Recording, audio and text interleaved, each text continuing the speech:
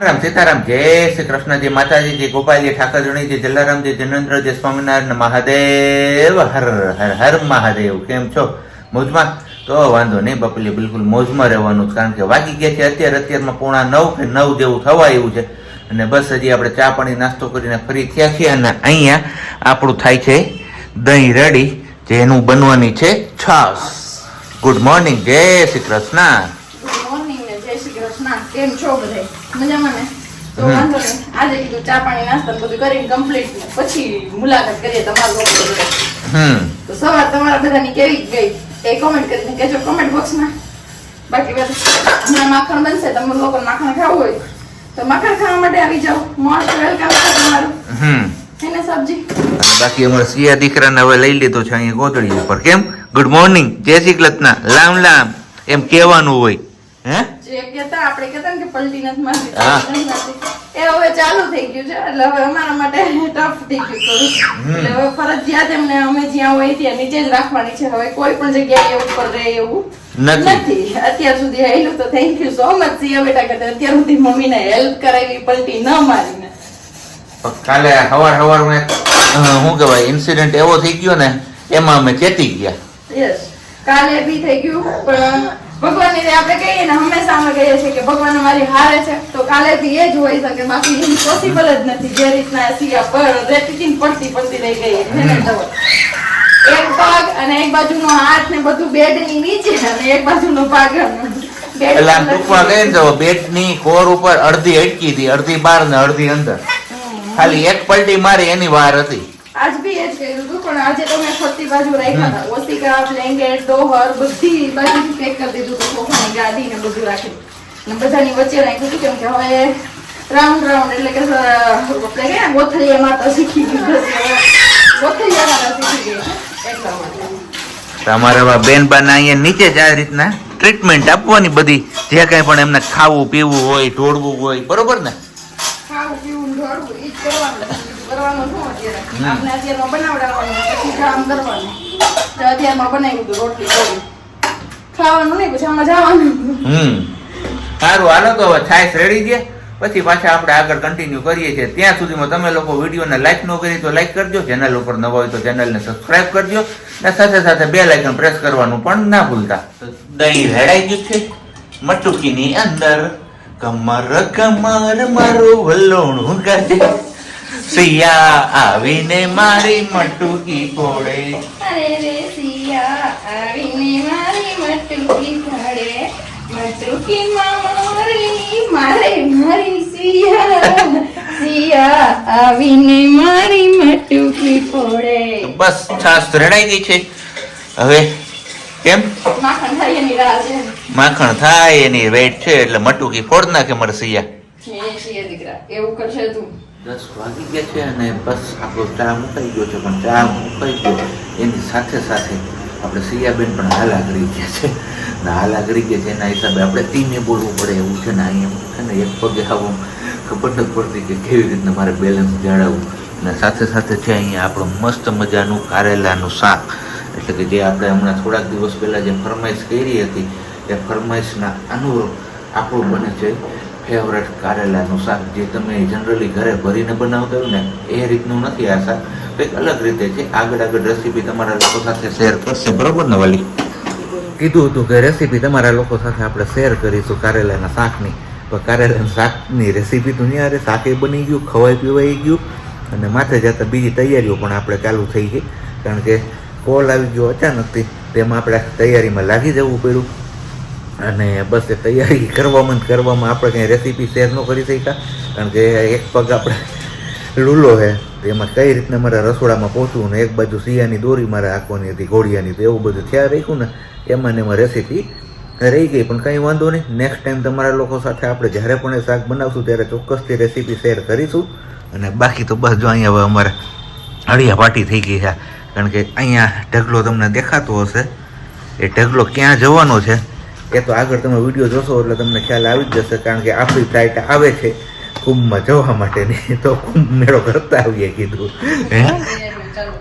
કુંભમાં જવાની થોડું ઘણું જોઈએ, કપડા દવા બવા એવું બધું જોઈએ, થોડોક નાસ્તો જોઈએ, ડ્રાય નાસ્તો આપણે લઈ જવો પડે. અને સિયાબેનનું ઘોડિયું છે ને એક ખાલી વોકર લીધું છે ક્યાંય હોટલમાં ઉતરા હોય તો થોડીક વાર વોકરમાં કે એમાં ન રહેતી હોય તો આપણે વોકરમાં ટાઈમ પાસ એનો કરાવવા થાય એટલે પણ કુંભ પૂરો થાય ને પછી આપણે જઈએ છીએ કારણ કે ટ્રાફિક ન નડે ને આપણે કારણ કે ટ્રાફિક હોય સિયા બેબી નાના આપણા એટલે ટ્રાફિકમાં ક્યાંય લઈ ન જવાય એટલે કુંભ મેળો પૂરો થયા પછી આપણે જઈએ છીએ કુંભમાં હે હું યસ હમણાં આવી જાય ફ્લાઇટ આપણી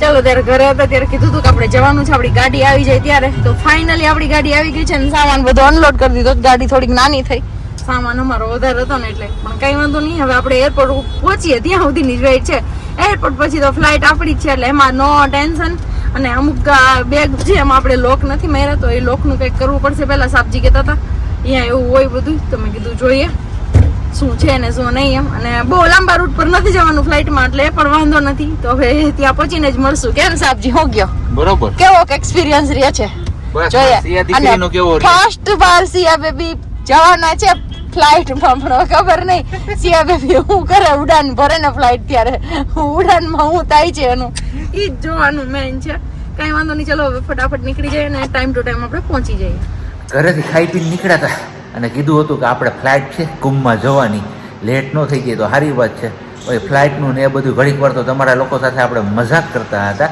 હકીકતમાં આપણે આવ્યા છીએ અત્યારે સરકડિયા પણ સરકડિયા આવીને હજી અહીંયા પહોંચ્યા ને ત્યાં દાળની એવી સુગંધ આવી કે ખાવાનું જ મન થઈ ગયું આપણે તો કીધું ચલો ફટાફટથી આપણે ઘરેથી કારેલાનું શાક ને એવું તો ખાઈને નીકળ્યા તો અહીંયા આવીને પહેલાં કીધું ઘડીક વાર આપણે છે ને પરસેવો થઈ પડ્યો એટલે પહેલાં અનઘોર કરી લીધી અનઘોર કરીને પછી કીધું હવે મગનું શાક અને દાળ ભાત છે તો કીધું એ બધું ખાઈ પી લઈએ અને પછી થોડીક વાર આપણે શયન કરી લઈએ એટલે કે આરામ કરી લઈએ અને પછી આપણે આપણો વિડીયો આગળ કન્ટિન્યુ કરીએ આપણે તો જમીને બદલ આપણે કઈ બપોરે જીમમાં નહીં અને અખંડ પાઠ ચાલુ છે બેકગ્રાઉન્ડમાં એટલે સાંભળતા જઈશું હનુમાન ચાલીસાના તો એ પણ ચાલુ છે અને સાબજી અત્યારે અહીંયા આવીને પાછો ધાબો દઈ દીધો મગનું શાક ને દાળ ને ભાત ને રોટલીની કે દાળની સ્મેલ જોરદાર આવતી હતી આપણે ખાવી છે તમે કીધું ખાઈ લ્યો તમને અને વાગ્યા છે 2:30 જેવું અને આમાં હું આવી હતી કેસુડા હાટુથી આ બાજુ ચક્કર મારવા પણ કેસુડાનું ઝાડ આખું ખાલી છે ખબર નહીં કેમ અને એની બાજુમાં છે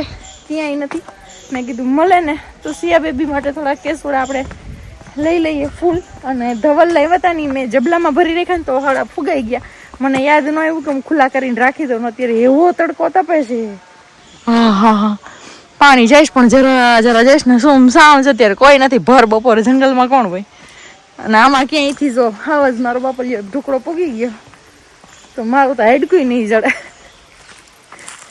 એટલે આપણે એકલા છીએ એટલે બહુ જોઈશું નહીં ખાલી આમને જોઈ લેજો અહીંયા પાણી જઈશ પણ આમ દેખાય નહીં તમને જરા એટલું જ છે પાણી નથી અને ડેમ છલે છે જો કે બહુ આગે પણ આપણું ઝૂમ નહીં થઈ શકે બહુ 3x તો ઓકે ઓપ થઈ ગયો હા ફીર્યો મોબાઈલ એવું કહે ને તો હાલે અને હવે પાકશે ઉનાળો આવ્યો ને રાયણું ને કરમદાન બધું હવે થશે કરમદાઈ આવશે હમણાં શોર્ટ ટાઈમમાં ને રાયણું પણ આવશે પપ્પા અહીંયા હશે ને ક્યારેક આવશું ત્યારે પપ્પા હશે તો પપ્પાને કહેશું કે હાલો પપ્પા આપણે જઈએ રાયણું ને કરમદા આંબા રાયણું તો અત્યારે ન હોય પણ જો કે કરમદા બની ગયા હોય તો ખાવા છે કેમ કે પોર કરમદા હતા ને તો એવી ઈચ્છા થતી હતી ખાવાની પણ આપણે ખવાતા નહોતા ના પડી હતી કે કરમદા નહીં ખાવાના મમ્મીને લોકો ના પાડતા કે ન ખવાય ચીકણા હોય એટલે અને રાયણું સેમ એ જ હાલત કે ચીકણી હોય એટલે રાયણું પણ નહીં ખાવાની અને અહીંયા એટલું બધું પાણી કેવી છે કેમ ખબર નહીં જો આ જગ્યા પર છે પાણી ચમકે ને આપણે ક્યાંય જવું નથી આપણે એકલા છીએ એટલે આપણે નો વીમો